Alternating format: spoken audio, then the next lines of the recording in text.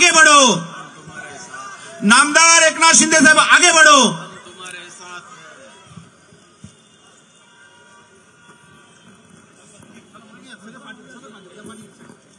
छत्रपति शिवाजी महाराज की जय भवानी। भारत रत्न डॉक्टर बाबासाहेब आंबेडकरांचा, भारत रत्न डॉक्टर बाबासाहेब आंबेडकरांचा आज रिपब्लिकन सेनेचा 11वा वर्धापन दिन या ठिकाणी साजरा होतोय। या प्रसंगी उपस्थित रिपब्लिकन सेनेचे प्रमुख आनंदराज आंबेडकरजी, युवा नेते ॲडव्होकेट अमन आंबेडकरजी, रामभाऊ तायडे, आबासाहेब चासकर, राहुल लोंढे, संजीव बावधनकर, बाळासाहेब ओवाळ, सुशील सूर्यवंशी, सुनील वाकेकर, विनोद काळे, सर्व व्यासपीठावरील सन्माननीय मान्यवर, व्यासपीठ मोठा आहे, पंढरीनाथ गायकवाड, सर्व मान्यवर, रिपब्लिकन सेनेचे सर्व पदाधिकारी आणि समोर बसलेल्या माझ्या लाडक्या बहिणींनो आणि लाडक्या भावांनो, रिपब्लिकन सेनेच्या 11व्या वर्धापन दिनानिमित्त मी आपल्या सगळ्यांना मनापासून शुभेच्छा देतो, मनापासून आपल्या सगळ्यांचं अभिनंदन करतो। आणि शिवशक्ती आणि भीमशक्ती इथं एकत्र आलेली आहे। खरं म्हणजे या ठिकाणी शिवाजी महाराजांच्या नावाचं मैदान आहे आणि बाजूला हे आनंद दिघे साहेबांच्या नावाचं टॉवर आहे।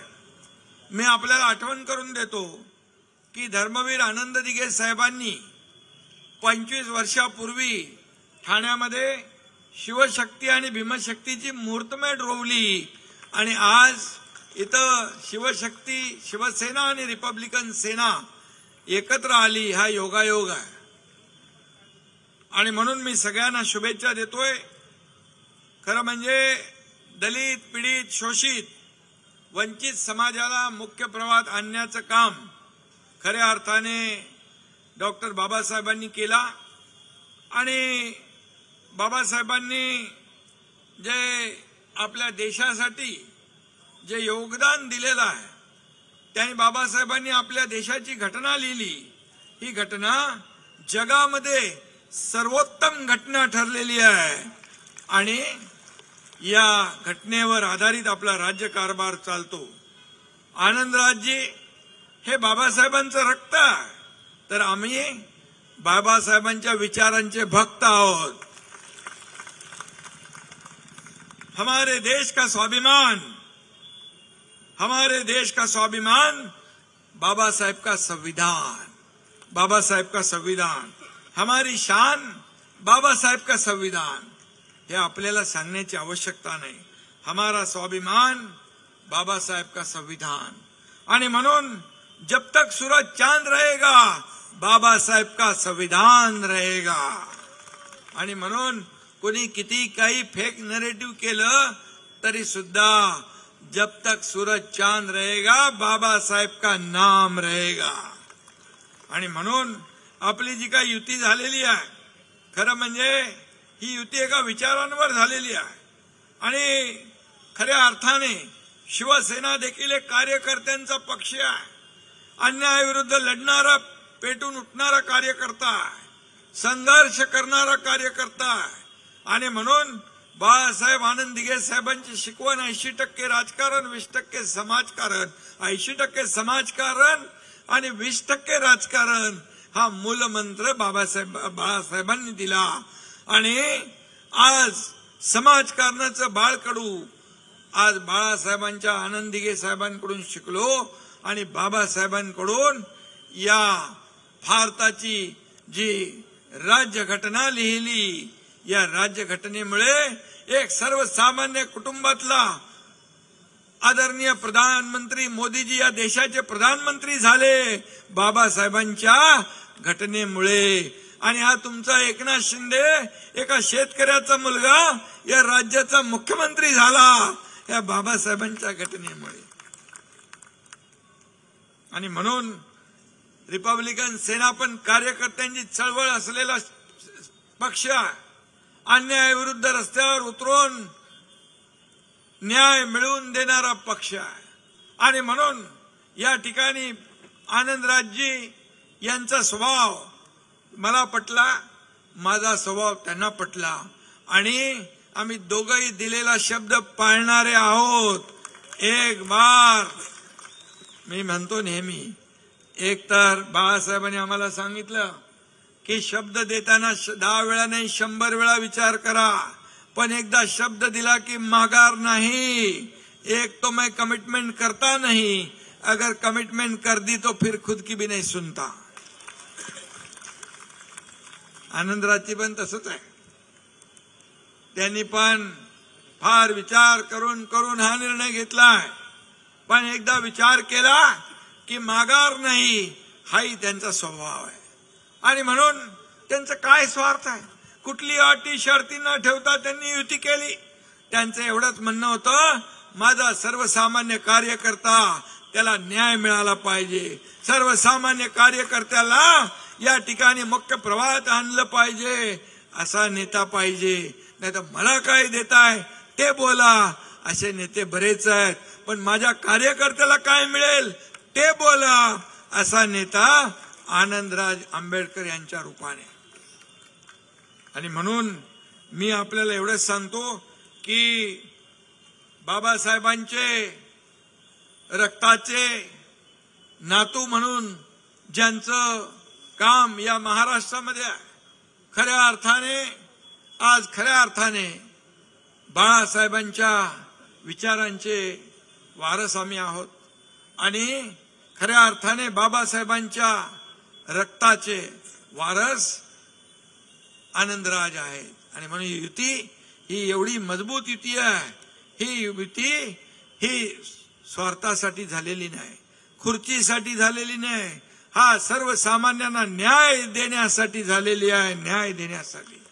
आणि म्हणून या ठिकाणी मी आपल्याला एवढंच सांगेन की भीमशक्ती आणि शिवशक्ती ही एक वज्रमुठ आहे, एक वज्रमुठ एकत्र आल्यावर काय होतं आपल्याला माहित आहे।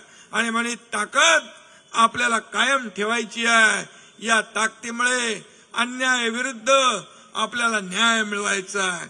आणि म्हणून हा एकनाथ शिंदे तुमच्या सदैव पाठीशी खंबीरपणे उभा राहील, ही खात्री आपल्याला देतो। आणि आनंदराजजींच्या बद्दल काय सांगायचं, हमको नहीं किसी से डर, हमको नहीं किसी से डर, हमारे साथ है आनंदराज आंबेडकर।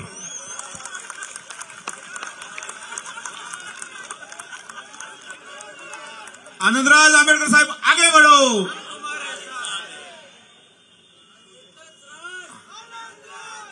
आणि म्हणून मी आपल्याला एवढंच सांगतो, या आज खऱ्या अर्थाने आपला 11वा वर्धापन दिन आहे आणि म्हणून मी आपल्या सगळ्यांना शुभेच्छा देतोच आहे।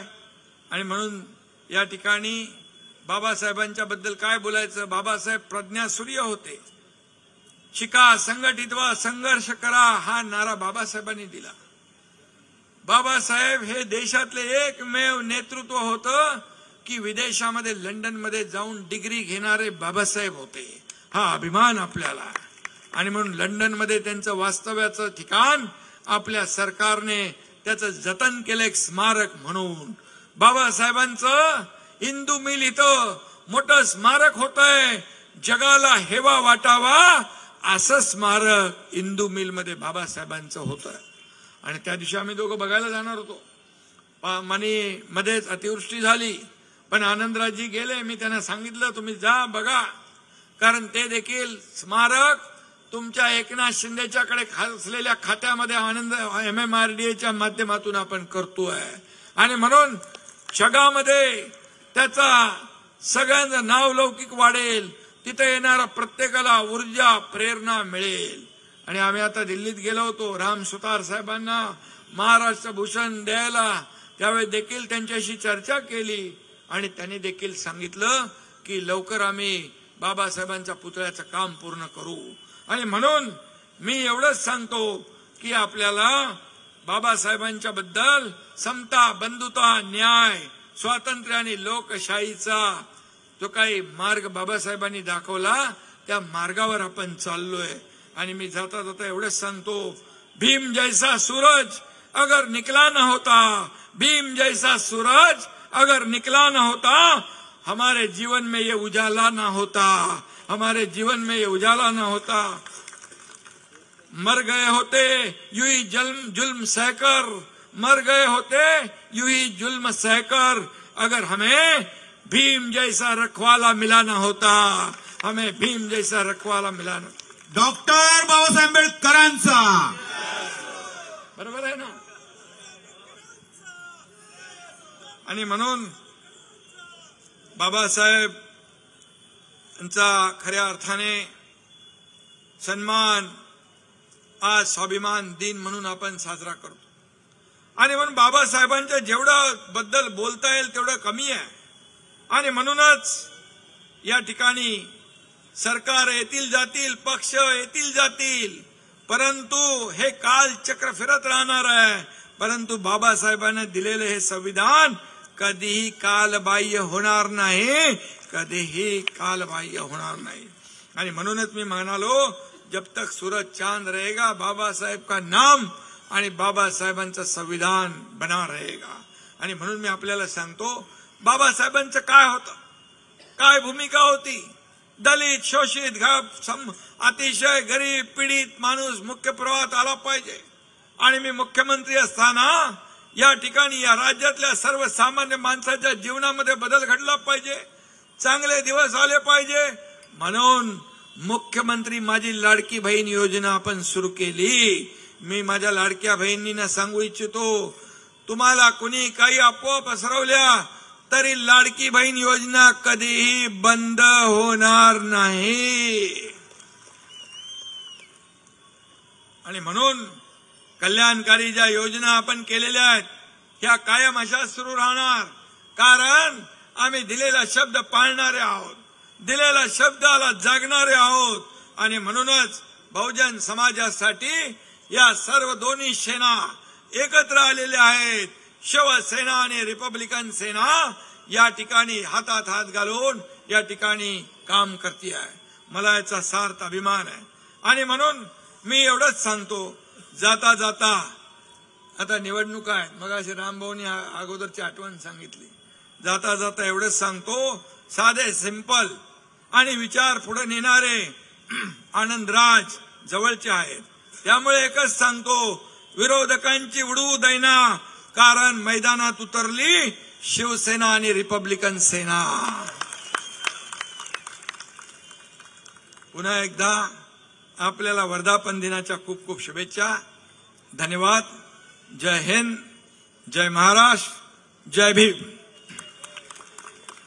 धन्यवाद आदरणीय नामदार एकनाथ शिंदे साहेब, आपण या मंचावर आलात, या वर्धापन दिनासाठी उपस्थित झालात.